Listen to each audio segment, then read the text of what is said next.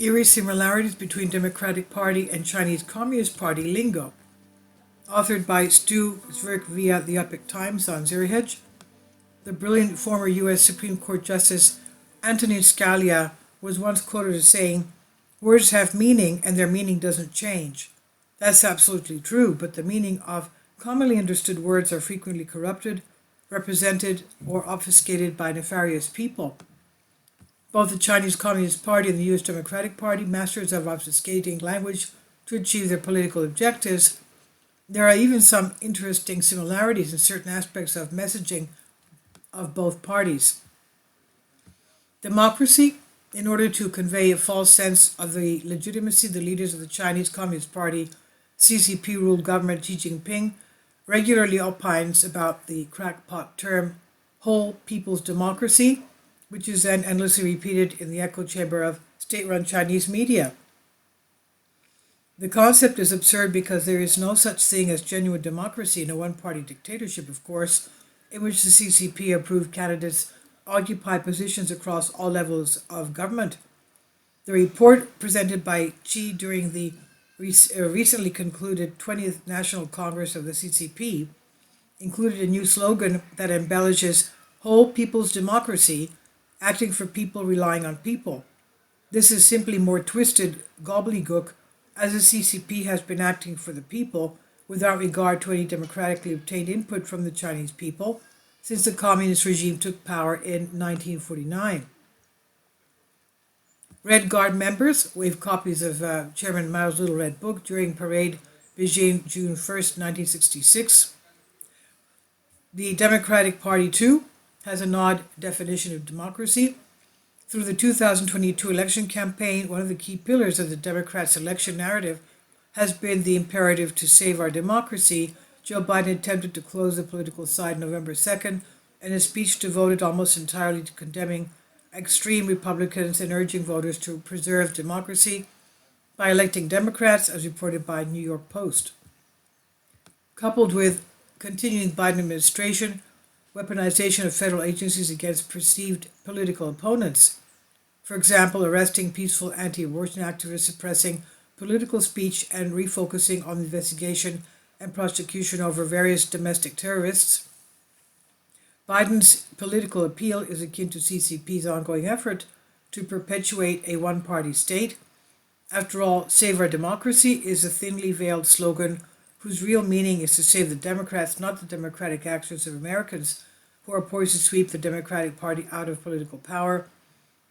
As noted by the Epoch Times, Democrats would apparently like to act for people and rely on people by encouraging voters to support a one-party Democrat-run state analogous to communist China. Political purges. Xi Jinping completed a political purge of former leader Hu Jintao and his faction of the CCP during the 20th Party Congress, and in a shocking display, Hu was frog-marched out of the Congress during an obviously staged event intended to convey to the assembled CCP apparatchiks that the rest of the world that Xi Jinping is completely in charge, and besides Xi, the 6 other standing members of the newly appointed 20th Politburo are all Xi allies and confidants as the members of the new Central Military Commission.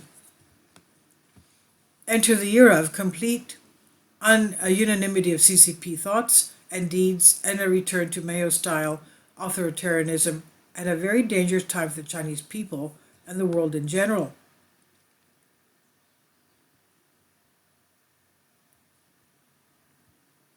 The Democratic Party is deep into conducting its own political purge of the Republican faction from the greater U.S. polity, suppress dissident, redesignate political dissenters and domestic terrorists, refocus federal law enforcing on political crimes. The actions involve silencing and canceling the political speech of those who dissent from Democrat political orthodoxy. For example, the Department of Homeland Security has embarked on an expansive effort, quote-unquote, to influence big tech and social media giants, as reported and revealed through analysis of years of internal DHS memos, emails, and documents obtained via leaks and an ongoing lawsuit, as well as public documents. Misinformation and disinformation are now apparently what the Democrats and bureaucratic allies deem them to be, despite the public outcry that deep-sixed, at least temporarily, the DHS's Disinformation Government Board earlier this year. Never mind the First Amendment that protects all political speech, Democrats know better than the founders did. The Biden administration has loosened the definition of domestic terrorist to smear attack and investigate J6 protesters, those who question the adherence of due process during the 2020 election, and vocal America First supporters. Several hundred J6 protesters have been pursued vigorously for nearly 2 years, while thousands of violent Antifa BLM rioters, politically supported by many Democrats, have been virtually ignored by the Democrat-controlled DOJ and FBI. The FBI targeted True the Vote after alleged election-related crimes by Chinese-owned Carnage Corporation, and after years of lies about now dismissed Trump-Russia collusion and other politically motivated efforts to get Trump, the FBI carried out an unprecedented action against the former U.S. president by raiding Trump's Mar-a-Lago home in August. Democrats' three-pronged effort to suppress the dissent as defined by their own party, target Democrat-defined domestic terrorists, and prosecute and harass and raid Democrat political opponents, as is eerily similar to CCP's decades-long campaign to squelch all political resistance against the Chinese Communist regime. A Brave New World. The CCP and the Democratic Party each have their own visions of what amount to variations on the dystopian future as presented by Aldous Huxley's Brave New World, in which each party exercises totalitarian control of their respective societies. And we must remember those visions were also marketed with flowery words and slogans that mask reality. From the newest amendment to the CCP's constitution approved during the 20th Party Congress comes a slogan of, quote, advancing the building of an open, inclusive, clean, and beautiful world that enjoys lasting peace, universal security, and common prosperity, end quote. Right.